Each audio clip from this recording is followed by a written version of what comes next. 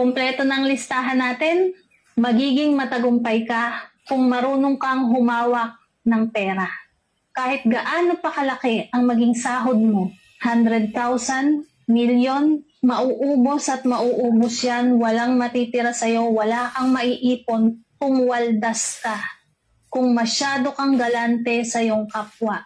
Yung mga show-off na tao, painom dito, painom dyan, libre dito, libre dyan, tapos kapag naubusan ka ng pera, hirapan ka naman na maghanap ng malalapitan.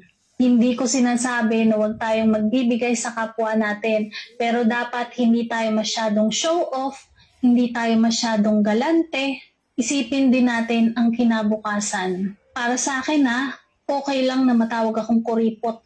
At least, hindi naman madamot. Kasi ang madamot, hindi talaga nagbibigay. Pero ang kuripot, sinasabihan nila ako na kuripot, na mahigpit daw sa pera, tikal, kumbaga, dati nagtatampo pa ako. Sumasama yung loob ko. Pero ngayon, wala na akong pakialam.